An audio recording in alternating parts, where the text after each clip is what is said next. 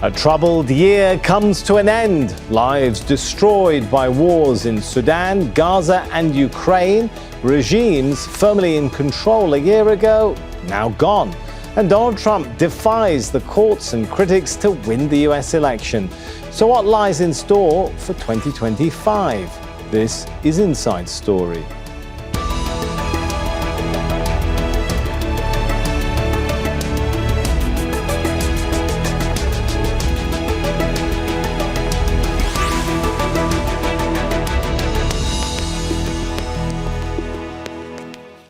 Hello and welcome to the show. I'm Sami Zeidan. So 2024 comes to an end. But in Sudan, Gaza and Ukraine, to name a few places, wars grind on.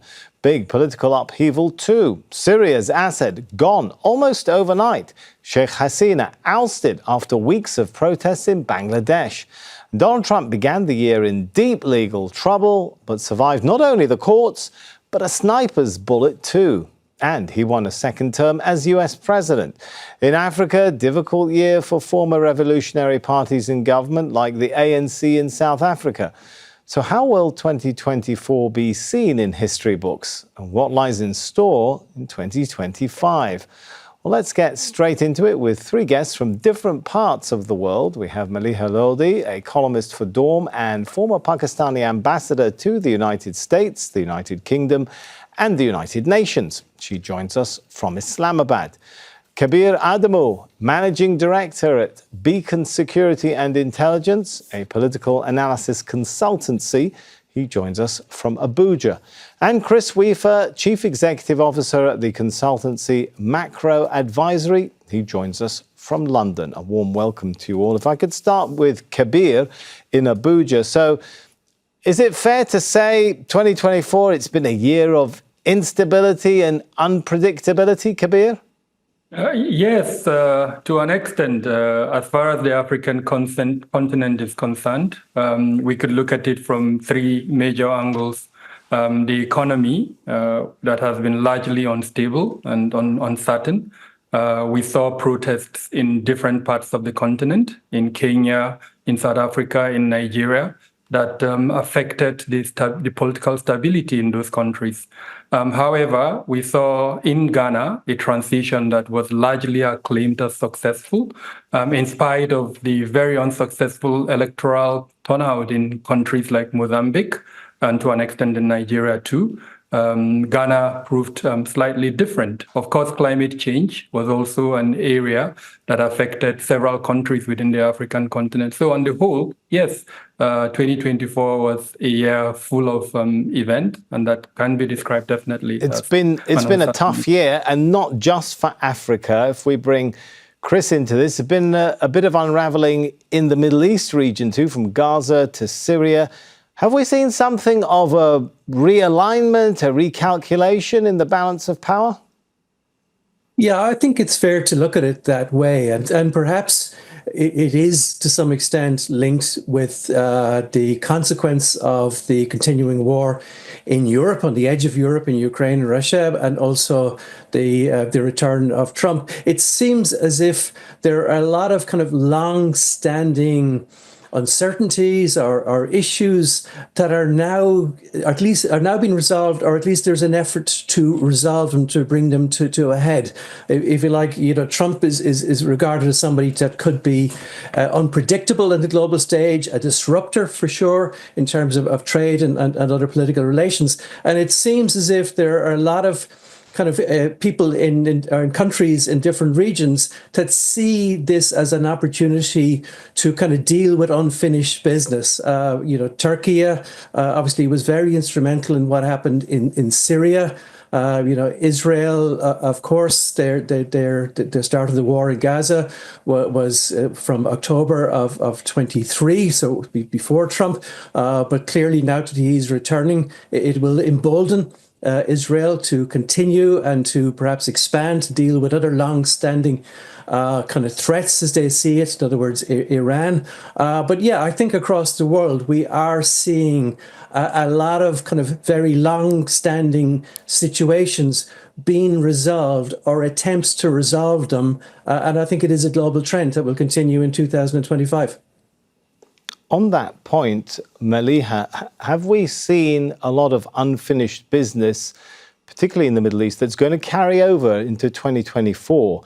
I mean, Israel has demonstrated an immense destructive capacity. It stands accused of genocide, but there's a lot of unfinished business when it comes to protecting its or securing its southern border, securing its northern border, securing its shipping ability, its deterrent capability from Iran, where we've seen that undermined. And of course, we have to mention the Palestinians remain under occupation, and according to what 36 UN experts described on November the 16th as a genocide in the making. That was November 16, 2023. All of that, a lot of unfinished business. Let me first say a few words about the overall global environment. I think the world today seems more unstable and unpredictable than at any time since the end of the Cold War. We see heightened geopolitical tensions. We see, of course, what you mentioned, war in the Middle East, war continuing in Gaza, a war imposed by Israel on the Palestinian people in Ukraine, and of course, uncertainties in the global risk environment, all of which seem to make the international outlook a very troubled one for the year ahead. The global order itself has been fragmenting. And I think if you look at how the world has dealt with the Palestinian issue, the war in Gaza, I think this has been a crisis of humanity, and the world has let down the people of Palestine. We have seen the UN failing in its obligation and its duty. Of course, the UN is as strong or as weak as its member states, especially the major powers, the P5 as they are called, the permanent 5 members of the Security Council. But in any case, what we have seen is that the Security Council completely paralyzed in the face and is it, of Maleeha, genocide. Would you say it's precisely the position of some of those world powers and the contrast in their positions on the conflict in Ukraine versus the conflict in Gaza that has really highlighted that feeling of a discrepancy in double standards when it comes to rule of law, a rules-based order, international law and human rights and so on? Yes, absolutely. I think the duplicity, the double speak and the double standards practiced by not just the major powers, but essentially Western powers. I think the failure of the United States to live up to its claims that it is the great defender and advocate of human rights in the world. I mean, we've seen that all crumble. Not that it was news. It certainly wasn't breaking news, but it highlighted and underlined the tragedy that these major powers, particularly Western powers, as I said, just refused to act in the face of genocide, gave Israel a blank check. And Israel is continuing to sow mayhem and to create the kind of conditions in the Middle East which will be very difficult to address down the road. I mean, you talked about unfinished business. There's unfinished business everywhere, it seems. And I think the question that whether President-elect Donald Trump in his second term will unleash a more volatile period in global affairs is something that we're all waiting in anticipation to see how that will play out. So I think we'll talk about more of that in a moment. Well, I'm keen to get Kabir back into the discussion. And will that sort of trend, the feeling, Kabir, of a collapse in the international order, or a crumbling at least, maybe collapse is too big a word, but a crumbling of the international order as we knew it, for sure that's going to reverberate beyond the Middle East. How is it being seen in Africa and places which are no doubt taking note of what's going on? Definitely, multilateralism, as we know it, has suffered a blow, mainly because of the events that has been described by my co-discussant, events in the Middle East, the position that the world has taken to allow Israel to continue its activities in Gaza, and of course expanding it to other parts of the Middle East. It has definitely affected this trend of multilateralism as we know it. But in all of that, the increase in isolationism that we're seeing in some countries, that is likely going to be embedded with Trump in power in the United States. And of course, the new positioning that Europe will take will definitely have a hit on Africa. The war in Sudan is also one of the forgotten wars, so to speak. The attention and interest of most of the developed world has been on Ukraine, with very little attention in Sudan. And so most African countries are conscious of this. In the Sahel, there's several crises that are ongoing. The fact that countries that have been taken over. What are the lessons that countries are drawing from that lack of attention? So unfortunately, it looks like on the one hand, it's allowing the entrenchment of quote unquote undemocratic governance, which was the point I was going to make. And of course, the new geopositioning that we're seeing, it is allowing countries like Russia and to an extent China to gain foothold, as it were, in several African countries. And one of the major concerns in 2025 would be the geopolitical tensions that would create. The more Russia finds itself ingrained in those countries, the more the Western countries would feel uncomfortable. And so you may see a repetition of the cycle that we saw during the Cold War, with a reference of it in parts of Africa in 2025. Interesting. The more that those tensions rise globally in other hotspots, the more that they impact other areas around the globe. It's really interesting to pick it all apart and see how it's interlinked. Chris, you mentioned Iran. Does 2024 end with the scene set for a war between Israel and Iran? Yes, I think it absolutely does. And the critical factor, excuse me, is the What would that mean for the return of world then, Chris? I'm sorry to jump in, but when you've only answered a word or two, but that is a huge prognosis, isn't it? Well, it is, and it's something that President Trump wants to see happen, and that's why I think it is a very high risk as we come into the year at the return of him to the White House. Obviously, one of the immediate impacts, of course, will be on the global energy market. Iran, despite sanctions, has been able to continue to export significant amount of oil, mostly to China.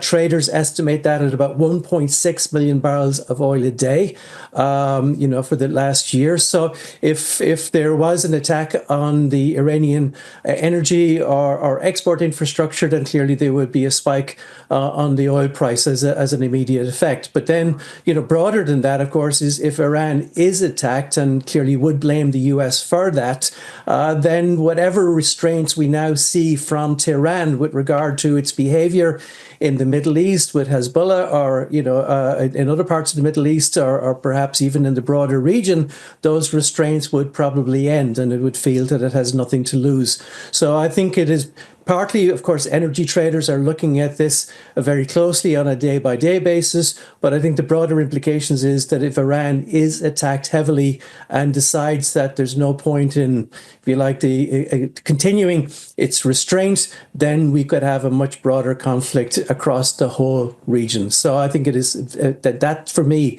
is almost the most significant and most dangerous factor to look at as we come into 25. Maleeha, just listening to Chris's analysis there, then we've got to ask the question then, one of the central questions is Donald Trump. Does 2025 lead to a greater or lesser chance of peace then with Donald Trump in the White House? He's ran on, or he's talked about ending forever wars, ending the Ukraine war, but you just listen to the analysis from many, not just Chris, who say that when it comes to Iran and Israel, the world might be heading in a different direction. Well, look, we're looking at a president-elect who is a mercurial person. He has a personality that we all know is very unpredictable. He can shift course suddenly to everyone's surprise. But he's also a man known for his transactional approach. And he's somebody who has said throughout the election campaign that he wants to end wars, not start them. He said he wants to end the war in Ukraine. He said he'd end it in 24 hours if it was up to him. So let's see what he brings to the table. He said he wants a ceasefire in Gaza. Let's see if he can do that, although I think he will do that on Israel's terms. As for Iran, I disagree. I doubt very much if America under Trump will encourage Israel to attack Iran. Look, Iran has suffered a great setback from recent developments. We all know that. The axis of resistance has been much weakened. And therefore, I think logic points to the United States wanting to have some kind of negotiations with a weaker Iran. But Maleeha, if you listen to the statements from Israeli officials, they seem to be drumming up the sort of rhetoric of conflict with Iran. Is it not at least possible they might drag the US into something? The US might. Look, that's been their dream option, hasn't it? I mean, they've been trying that for years, perhaps even more than a decade, but they haven't succeeded, have they? So I don't know. I have my doubts. And I think, turning to my own region, if I may, for a minute, I think the impact of Sino-US confrontation on my region, my country is located in South Asia. I think we need to look at whether and how destabilizing that could be for Pakistan, India, and the other countries that constitute South Asia. Already, South Asia is a very troubled region. We see Pakistan and Afghanistan, engaged in hostilities because Afghanistan continues to be a safe haven for terrorists that undertake cross-border attacks against my country. Then between Pakistan and India, I think the diplomatic impasse continues. So, you talked about the theme of unfinished business. There's lots that's unfinished in South Asia, which needs to be addressed. All right, I'll come back to last point, I would say that as a neighbor of Iran, Pakistan would be very concerned about another conflict just adjacent or in our neighborhood, in fact. All right, you've made some important points, and we'll, no doubt would like to come back and talk more about the Sino-US angle. But before we do that, Chris, briefly, are we seeing we've seen something of a changing of fortunes in 2024 when it comes to Ukraine and Russia, which we've mentioned a few times. Is that trend likely to continue with Russia getting stronger on the battlefield in some areas, at least? Yeah, look, I think in the face of it, obviously, we can see from reports that Russia is gaining on the battlefield, but it is facing more difficult economic conditions.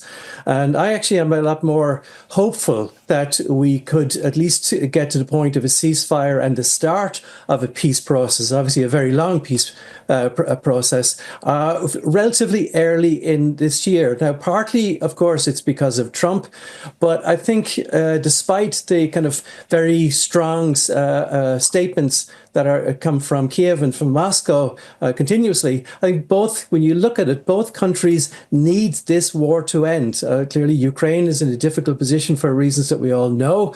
There's a lot of domestic or growing domestic pressure also to find a way to end the war. But within Russia, despite the statements from the Kremlin, the economy is starting to suffer from particularly financial sector transaction sanctions, the difficulty in making payments and being paid for exports. That's starting to have an impact. And the distortions in the economy, because of the low unemployment and job vacancies, etc., these issues all need to be addressed. So it seems to me that both sides are waiting for a President-elect Trump and his envoy, the retired General Kellogg, to come to both with a mixture of threats and incentives to force both to the table. And as one minister told me recently, he said he believes that both sides will go to the table reluctantly, but with considerable relief. So I'm much more hopeful. You mentioned threats and incentives, Kabir, when it comes to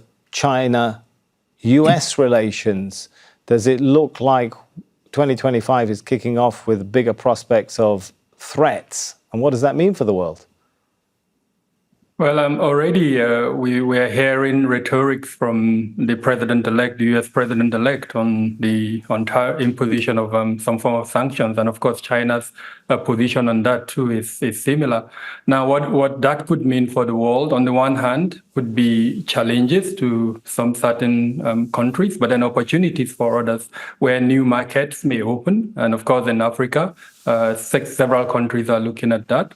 How that would play out, I think, would significantly depend on how these two leaders play out this, what's probably going to be a long trade war, as it were, between them. But on the whole, I see more opportunities than the challenges than this present. Maleeha, as one of the perhaps common hallmarks right across many, if not all, of the regions of the world has been a cost of living crisis. Well, that's right. And I think if President-elect Trump actually goes ahead with the kind of tariff increases that he's threatening or promising against China and, of course, against other countries that have a trade surplus with the United States, then I think that's going to fuel a further inflation across the world. I don't think that's going to ease the problems and the challenges to the global economy. But I also think, when we were talking about the US-China standoff or confrontation, I also think that, given, again, his transactional attitude, either we're going to see a real intensification of the trade war, the tariff war that you were just mentioning, or we might just see President Trump driving a kind of a grand bargain with the Chinese government, because the Chinese clearly don't want to fight. And Trump has many times during the election campaign said he respects President Xi Jinping, that he has had desire for a better relationship with China. So we're seeing both sort of contrary trends, as it were, or contrary statements. Mm-hmm. But a businessman is likely to, I think, want to have some kind of a deal with China rather than an endless confrontation. So you're a little more optimistic on that front of a deal. When we talk about deals, what about the climate deal with the Trump administration coming back into power? We saw him take the US out of the Paris Accord. Chris, where do you think 2025 is likely to see the world go on climate issues? Well, I would expect President-elect Trump to be maybe less oppositionist, if you like, or less obstructive to climate issues this time Why around. Would you expect that, Chris? What signals have you seen that would indicate that? Because a lot has happened in the world over the last 4 years. It is a lot more obvious the damage that has been done because of climate change. We've had more, if you like, more evidence of the impact, more disasters. It's more difficult for people to deny the impact of climate change since he was last president. Now, that's not to say he's going to suffer any sort of epiphany or transformation or whatever. As you say, he's already clearly stated that he wants the US to continue to develop its hydrocarbon resources. He's already told Europe that one of the ways for Europe to avoid any trade tariffs with the US is for them to buy more US energy, more oil, more gas. So it's quite clear that he does intend giving all of assistance to the energy hydrocarbon industry to continue developing. But at the same time, as I say, the evidence continues to mount and has mounted, and I don't think he'll be as obstructive to climate cooperation as he was before, but he clearly is not going to be a strong advocate either. It'll slow down the US response. But having said that, the US response, or the US position with regard to climate change in the last several years has been very, very weak in the sense that you've had very strong statements of intent from the White House, but almost no follow through, because they haven't been able to, either because of opposition in Congress or lack of ability to. At least Trump looks like he will be stronger. So even if he commits to a smaller path, it more likely will get done than we've seen under the Biden administration. So a bit of a contradiction, I know, but that's what I would expect. And Kabir, there's a lot at stake for developing countries, especially small island nations. It's a matter of survival when we talk about climate issues, right?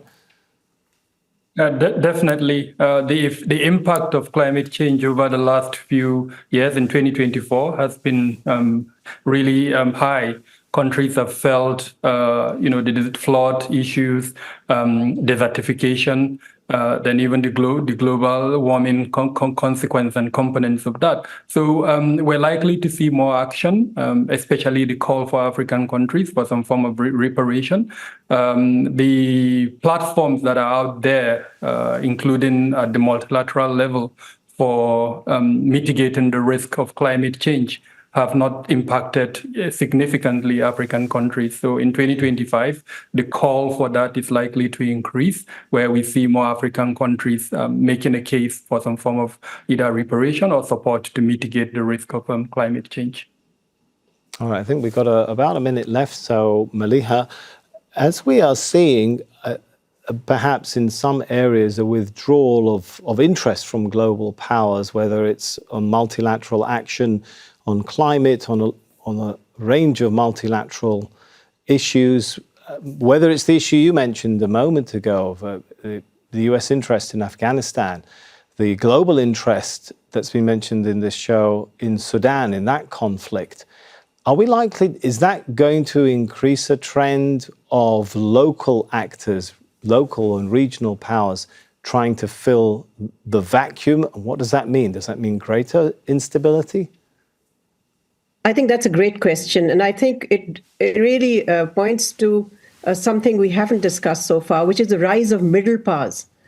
Because the world does not have any kind of tight bipolarity today, and there's plenty of space there for other countries. Plus, global power has been, is dispersing. There's been a shift in the global balance of power. So we see middle powers playing a much greater role in shaping global geopolitics, countries like Turkey, countries like Saudi Arabia, South Africa, many others as well. I mean, I don't want to go through a list. So yes, absolutely. I think the more America sort of withdraws into an America first, which sort of, in a way, leads to a kind of a withdrawal from many areas or many regions of the world, the more the opportunities for middle powers to play a role, especially at the regional level. All right, it's going to be interesting, no doubt, to watch where 2025 goes. I think we can all agree on that. Let's thank our guests for their comments on this show, Maleeha Lodhi, Kabir Adamu, and Chris Weafer. And thank you too for watching. You can see the show again anytime by visiting our website, aljazeera.com. And for further discussion, head over to our Facebook page. That's facebook.com/AJ Inside Story. You can also join the conversation on X. Our handle is @AJ Inside Story. From me, Sami Zeidan, and the whole team here for now is goodbye.